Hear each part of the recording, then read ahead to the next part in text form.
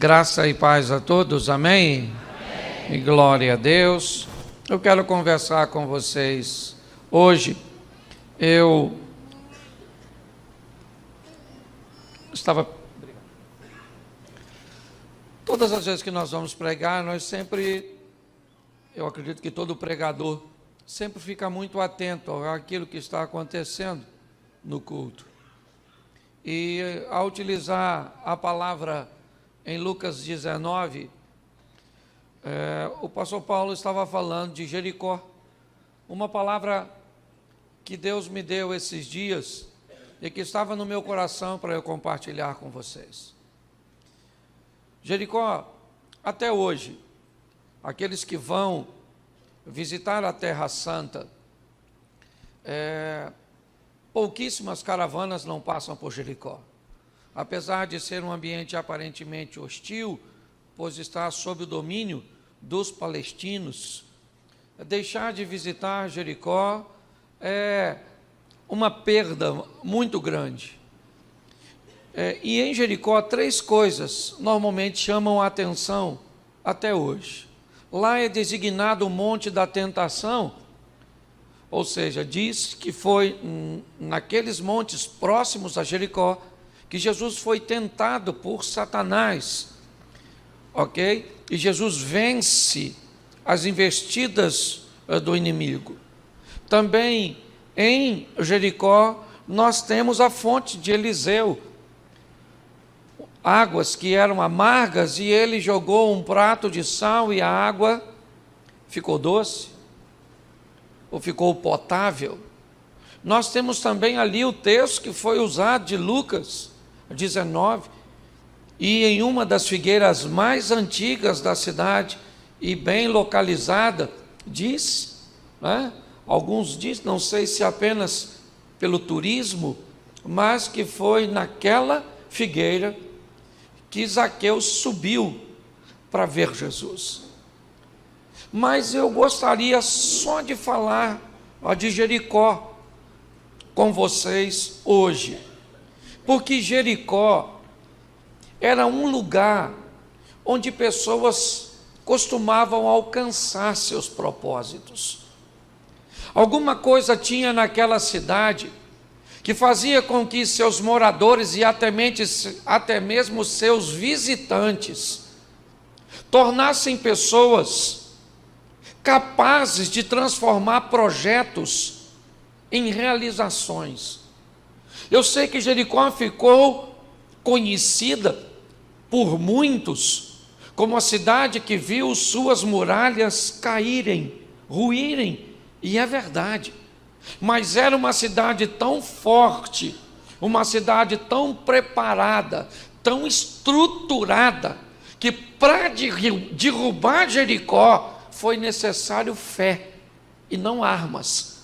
As muralhas só caíram mediante a fé daquele povo que obedecia a Deus, circulando a cidade em obediência ao Senhor. Meu propósito hoje, até o fim desta mensagem, é criar em cada um de nós um ambiente que nós vamos denominar Jericó. Uma postura, um posicionamento que nos faça sair de projetistas e nos transformar ou nos transportarmos para executores, para pessoas que sejam capazes de ver seus sonhos tornarem-se reais.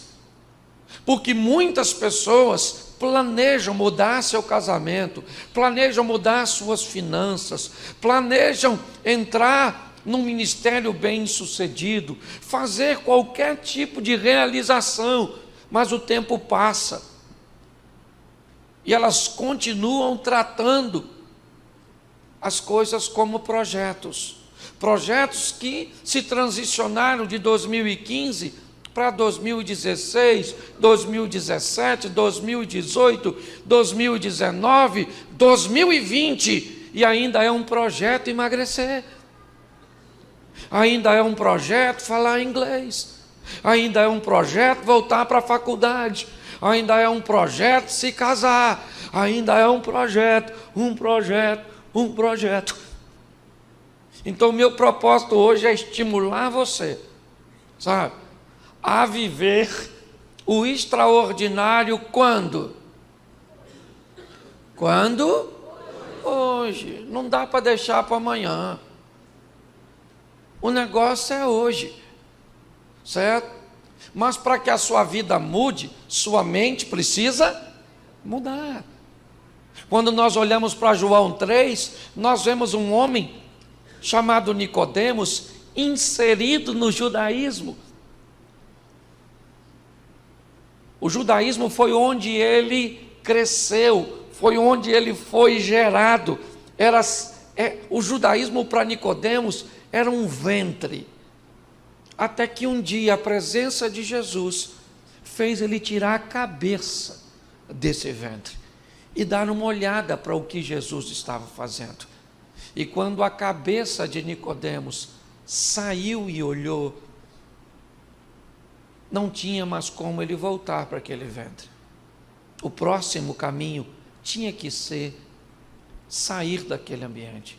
Por isso, na história dele, é usado o novo nascimento. Porque uma criança não nasce pelos pés, ela nasce pela cabeça. Quando a sua cabeça passa para outro nível, sua vida vai para o nível que sua cabeça visualizou.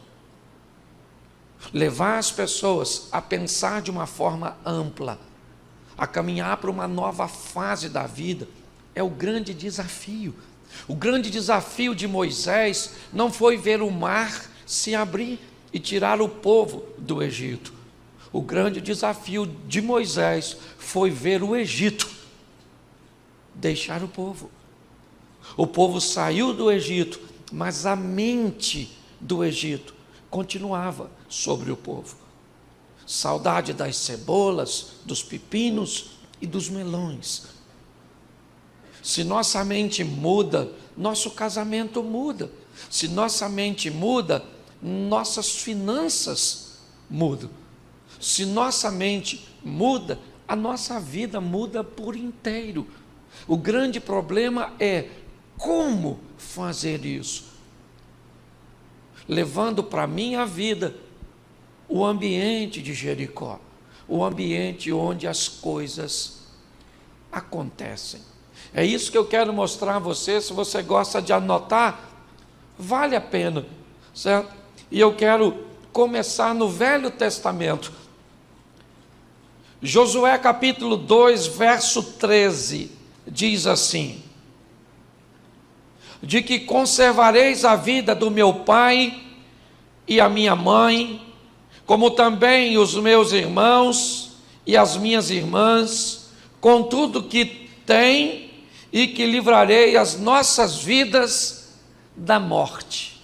Preste atenção que era o sonho de uma meretriz. Onde ela morava? Jericó. Raabe era uma prostituta que vivia na cidade de Jericó. Mas ela tem um sonho, e um sonho que não vai dar para realizar. Não vai dar. Além dela não pertencer ao povo escolhido, ela ainda tem um estilo de vida reprovável. Se ela fosse naquele momento uma cidadã de Israel, ela já teria sido banida ou morta pela prostituição. Ela era alguém que vendia seu corpo, e o corpo é o templo do Espírito de Deus. Nós estamos no Velho Testamento. Profanar o corpo era algo, impensado. Mas essa mulher nutre um projeto de ser salva, e muito mais, um projeto de ver sua família salva. Mas como ela vai conseguir isso? Tudo é contra ela. Não há probabilidades dela obter sucesso mediante ao seu sonho. Mas Jericó tem coisas que não encontramos em Nazaré, onde Jesus foi treinado. Jericó tem coisas que não tem em Belém, onde Jesus nasceu. Jericó tem coisas que não vemos nem em Cafarnaum, onde ele estabeleceu uma base de seu ministério. Jericó me parece que desperta nas pessoas o potencial que as pessoas desconhecem. Jericó tem o poder de fazer com que pessoas ultrapassem e rompam as barreiras do impossível. É uma cidadezinha, um lugarzinho que aqui é físico, é verdade. Mas que eu quero hoje trazer um ambiente espiritual, um ambiente emocional, onde descobramos dentro de nós Jericó, aquele lugar onde eu cheguei e me mostrou que eu posso mudar a minha história e que nada é impossível para mim. Todos nós podemos alcançar o que queremos. A dificuldade é que não conseguimos acessar em nós um ambiente que nos leve a trazer o projeto para a realidade. Era inviável o que Raabe deseja. É inviável o que ela quer, porque o que ela quer vai fazer com que ela deixe de ser prostituta e perca a fonte de seu ganho. O que ela quer é ser aceita num povo extremamente seletivo, formado por Abraão. O que essa mulher quer não vai dar para conseguir, a não ser que ela esteja em Jericó. Porque quando Raabe deseja isso, ela toma uma postura diferente. Primeiro, ela já sabe, mesmo vivendo em Jericó, o que está acontecendo fora dos muros. Raabe é alguém que tem acompanhado a história do povo que saiu do Egito por mão forte. Raabe é alguém que acompanha a história de que, como Moisés, um estadista, vem liderando um povo e conseguindo vitórias sobre reis, ultrapassando obstáculos, vencendo barreiras. E essa mulher ali dentro está acompanhando tudo o que está acontecendo lá fora. Quando os espias entram na casa dela, ela põe sua vida em risco. E ela mente para o rei de Jericó, dizendo que os homens não estão lá, sim ou não? Mas o que é uma mentira para uma prostituta? Alguém que interpreta o tempo inteiro obter prazer de relações onde vende seu corpo? Pare e pense nisso. Quando eu olho para esta mulher, eu vejo que sua postura começa a fazer seu sonho se tornar uma realidade, e o improvável vai acontecer. As muralhas de Jericó vão ruir e vão cair. Todos de Jericó vão morrer. Apenas vivos saem Raabe e sua família. Raabe é alguém que consegue transformar seu sonho em realidade por sua postura. É isso que eu quero. Eu quero que você entenda. Eu não estou vendo milagre aqui. Milagre eu vejo nas muralhas caírem. Mas o que aconteceu com Raabe? O que fez Raabe ser salva com toda a sua família? A mudança de sua mente. Apesar de viver dentro daquelas muralhas, sua mente não estava mais encarcerada.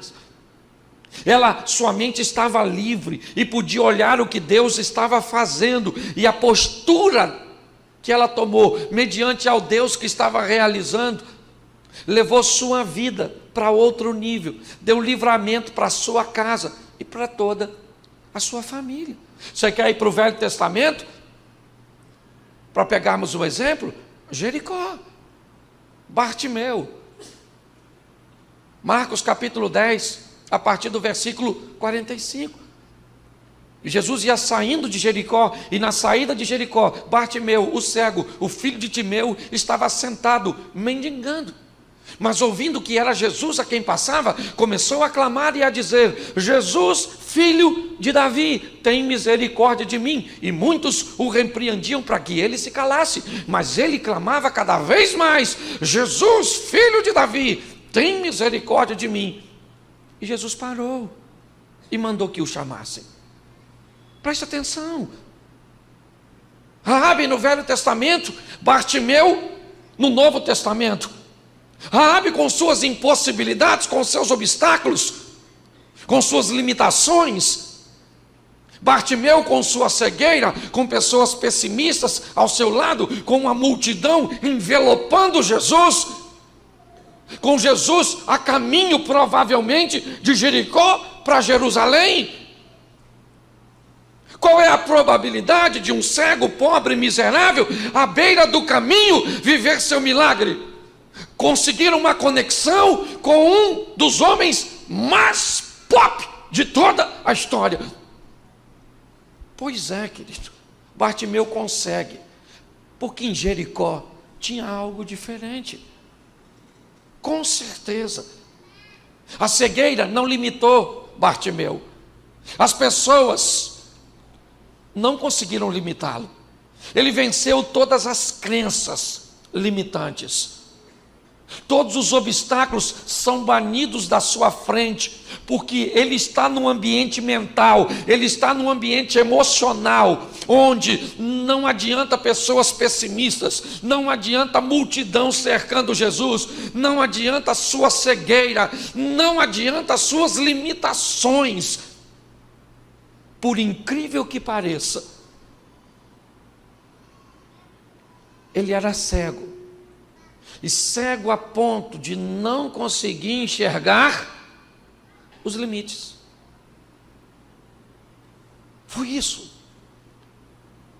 Naquela cidade, naquele ambiente, Bartimeu consegue romper com tudo isso e continuar focado, continuar dizendo: ele vai me ouvir, cala a boca. Não, ele vai me ouvir. Mas você é cego, mas ele vai me ouvir. Mas você é pobre, mas ele vai te ouvir. Mas tem muita gente que está interessada em chamá-lo ou chamar a sua atenção, mas ele vai me ouvir.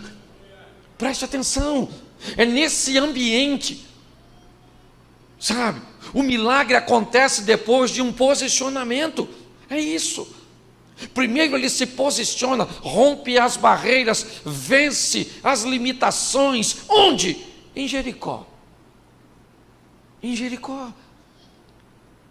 Bartimeu é alguém que está preparado para lidar com esses obstáculos, com essas crises, com esses problemas. E mais uma vez, alguém que planeja o impossível, vê o impossível se tornar possível. Mas antes de se tornar possível, se tornou viável. Nada acontece do impossível para o possível. Primeiro coisas passam do impossível para o viável.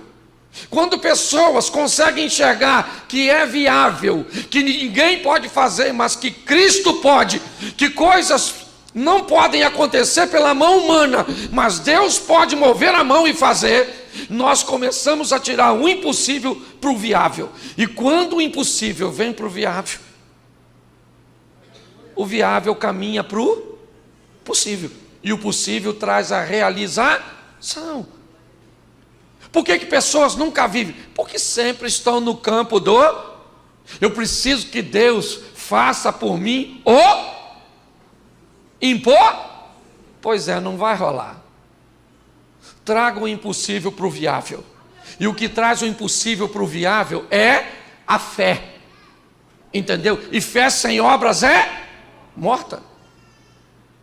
Raabe não ficou quietinha na casa dela, ela se posicionou, abrigou os espias, se confrontou, colocou sua vida em risco, criou um ambiente de fuga, negociou a libertação de sua própria vida e de sua família. Bartimeu não ficou sentado quietinho e Jesus foi até ele. Não, ele gritou, as pessoas disseram, e aqui o que ele está fazendo? Transformando o possível, o impossível em viável. E quando ficou viável, Jesus diz: parei aqui, chama o cara que está me gritando. E diga-se de passagem, gente, Jesus estava envolto numa... Me ajuda aí, numa? Você acha que tinha gente que estava precisando de um milagre? Sim ou não? Estava. Tinha um montão de gente atrás de Jesus querendo milagre. E quem é que furou a fila? O Bartimeu. Eu imagino o Bartimeu passando, alguém levando, e as pessoas perguntando: quem é? Sei lá. Dá licença, dá licença, dá licença, dá licença. Mas por quê? Eu faço parte da comitiva, do chefe dos crentes. E esse aí, ele mandou chamar esse aí, nem sei quem é também não. É um ceguinho que estava aí. E o Bartimeu quietinho. Passando, passando, passando. Às vezes ser cego é bom. É. Você sabia que às vezes ser cego é bom? Porque cego não vê obstáculo. Às vezes enxergar é tão ruim que eu estou pregando agora, você está pensando, querendo me enganar aqui. Viável, impossível, viável. O senhor nem conhece o meu marido, a minha sogra, você não sabe quanto eu estou devendo, você não sabe qual é o tipo de doença que eu tenho, vai matar você. Com esse pensamento... Vamos cantar uma música fúnebre? Ô, gente, eu estava vendo uma reportagem essa semana, não, ontem. Na verdade, eu estava vendo Largados e Pelados.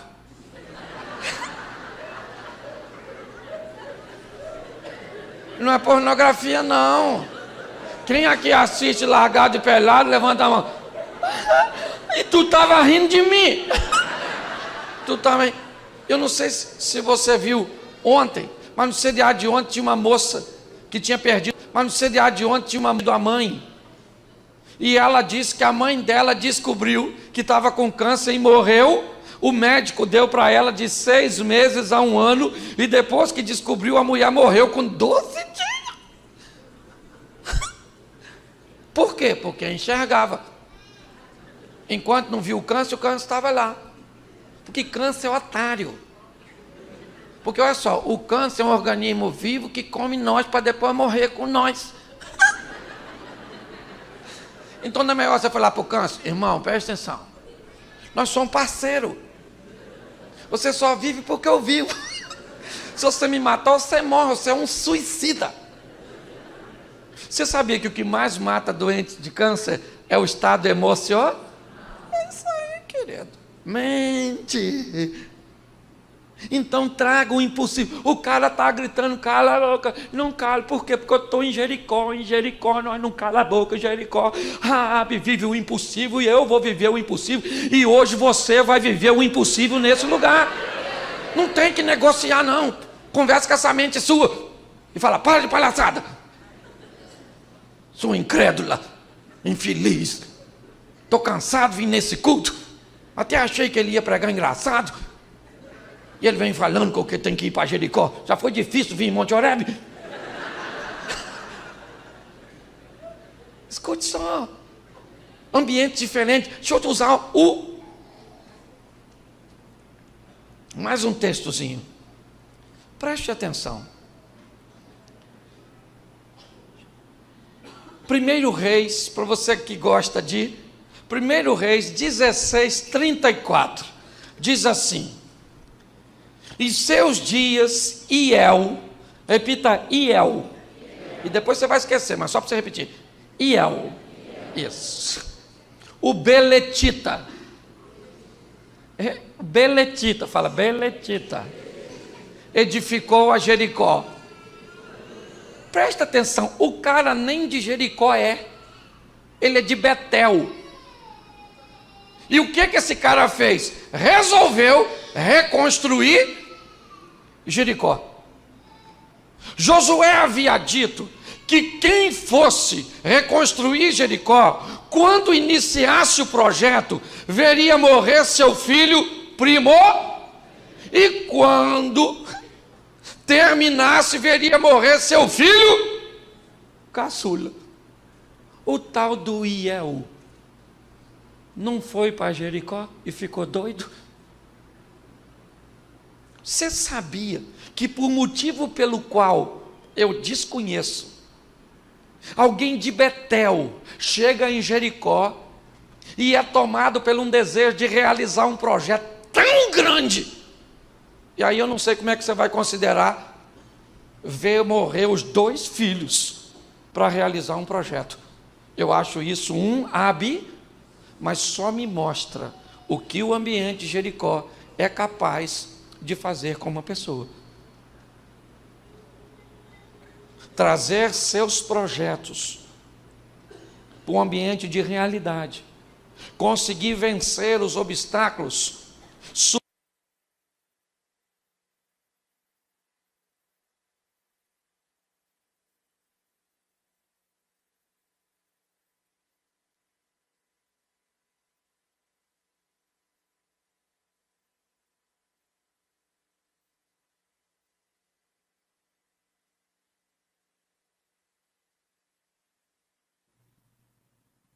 Quando nós olhamos, e aqui já foi citado, Lucas 19, Zaqueu tem um projeto, ele quer ver Jesus.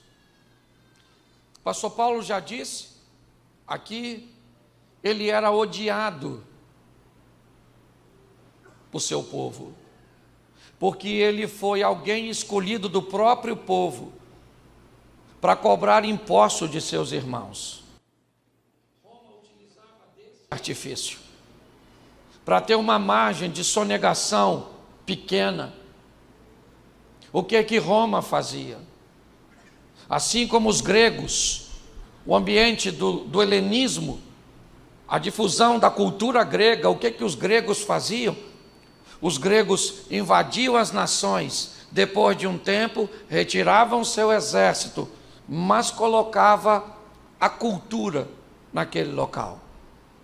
Roma, diferente, em algumas situações, ela chega num determinado local e pega alguém muito conhecido, que conhece as posses de todos, e dá a ela um cargo protegido pela águia romana, e dá a esse cobrador uma porcentagem sobre a coleta de impostos. Isso faz com que a margem de sonegação seja quase zero, pois o fiscal da Receita Romana tinha ciência de tudo que as pessoas tinham. Então as pessoas que olhavam para Zaqueu, olhavam com desdenho, olhavam como se ele fosse um traidor. Ninguém queria frequentar sua casa, até porque todos tinha uma visão de que ele enriqueceu ilicitamente, e mesmo se não fosse desonesto, a profissão por si só e o cargo que ocupava já era considerado desonesto pelos seus irmãos, pelo seu povo. E é esse camarada que tem um projeto, ele quer ver Jesus, mas ninguém vai deixar, ninguém vai abrir para dar vaga para esse camarada. Ninguém vai dar a ele a possibilidade, ninguém gosta dele. Aliás, ele não está doente, aliás, ele não está com problema financeiro, aliás, ele não tem um problema familiar, não, ele está bem de vida, ele está bem vestido, ele está com dinheiro no bolso, ele está protegido, pois os soldados romanos estão a seu favor. O que esse cara quer com Jesus? Ninguém vai dar lugar para ele, mas ele está em Jericó, e Jericó é lugar de pessoas fazerem coisas muito estranhas. Jericó é ambiente onde pessoas tomam posicionamentos, reagem de certa forma que não são muito, ou não é muito convencional. Pois bem, Se ele está nesse local e ele quer ver Jesus, não interessa a multidão, não interessa se gostam dele, não interessa se ele é ladrão, não interessa se ele é baixinho, não interessa nada, nada. Em Jericó, problema deixa de ser problema, porque quem chega nesse ambiente é capaz de realizar seu projeto. Olhando para frente, ele enxerga uma figueira.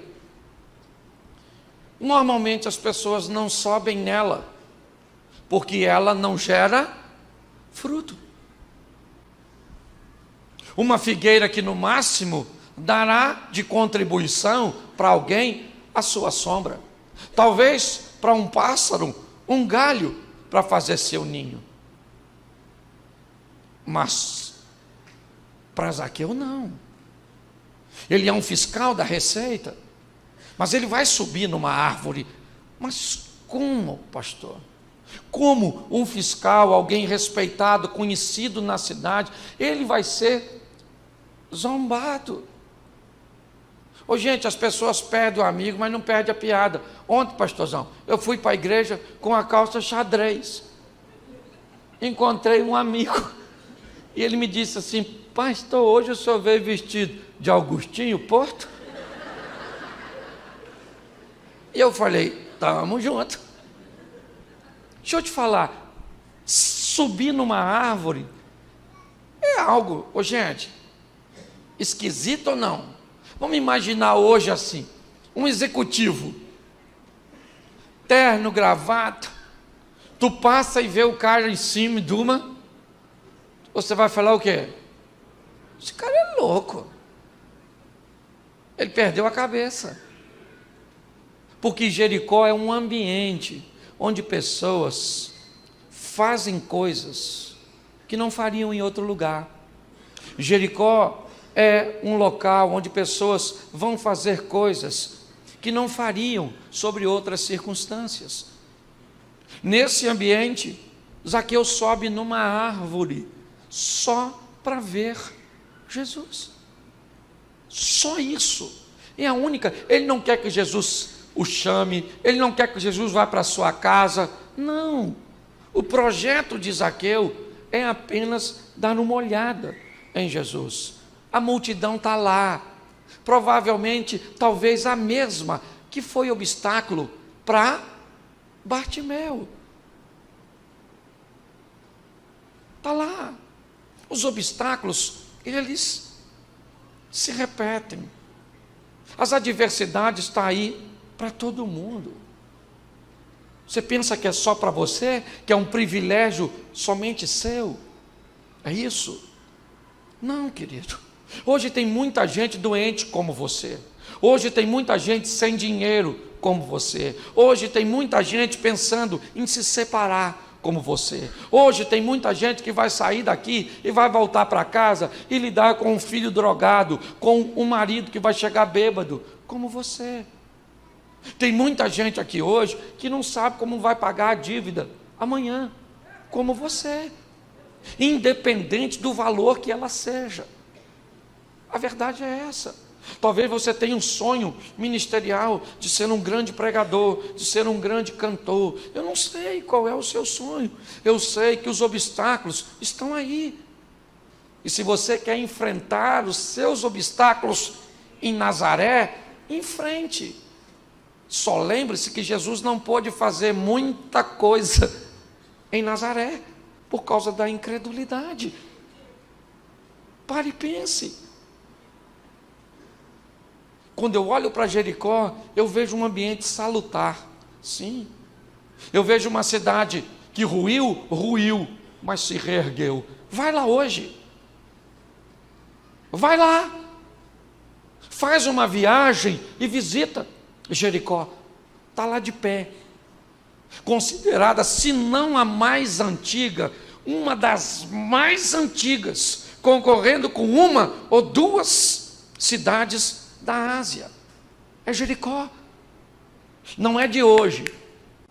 E eu considero, por tudo aquilo que vi e li, para mim, a mais antiga do mundo. Porque não é de hoje que existem ambientes onde nós podemos ir para realizar coisas que não vamos realizar se não formos lá.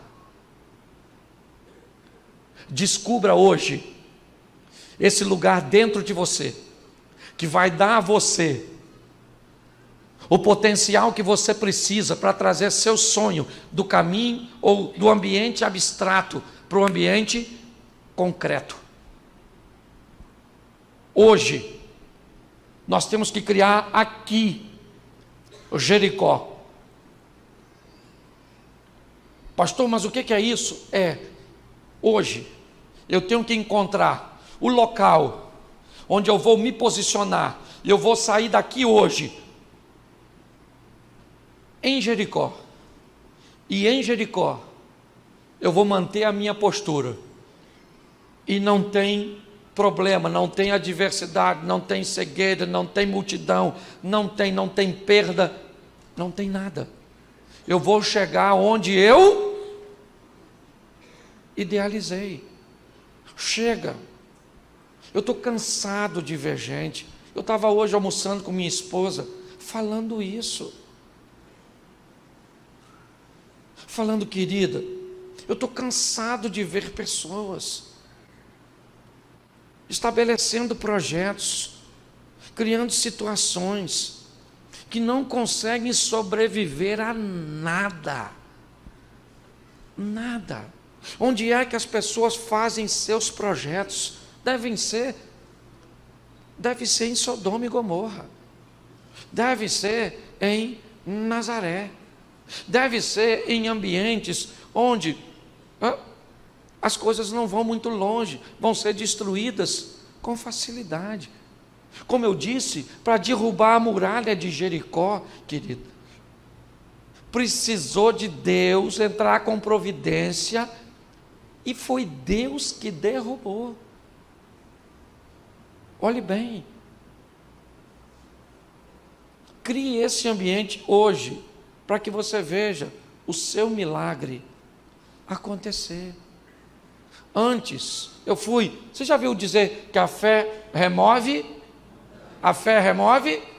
Eu fui visitar um vizinho meu há um tempo atrás, e ele falou assim: Cláudio, a Bíblia diz que se você disser para essa montanha, sai daqui e lança para lá, ela vai. Você tem fé, Cláudio?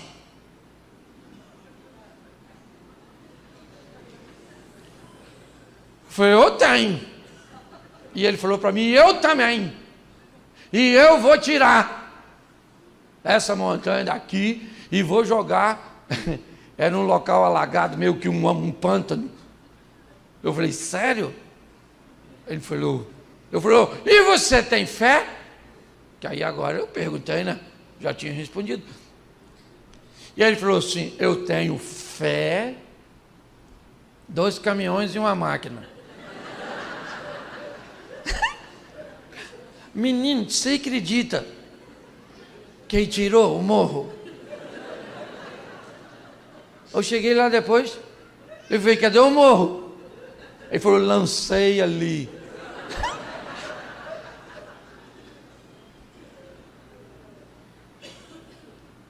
E eu pensei, olhei para o morro, que não era mais morro, agora era aterro. Olhei para o lugar do morro, ele ia fazer uma obra. Falei: cara, que cara de fé. O morro não está mais lá. E você deve estar pensando: deixa de palhaçada, o que tirou o morro foi a máquina e o...